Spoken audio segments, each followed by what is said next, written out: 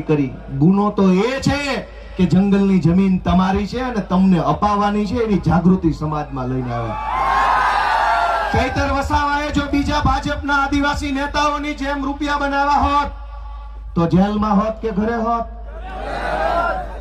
એક છે મોટા કદાવર આદિવાસી નેતા, 2000 કરોડનું મનરેગામાં કરી નાખ્યું.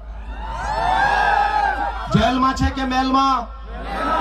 આદિવાસીઓના મત લઈને, આદિવાસી વિસ્તારોની ગ્રાન્ટો ખાઈને 2000 કરોડ રૂપિયાનું બૂચ મારીને જો બેઠા હોત તો મેલમાં હોત.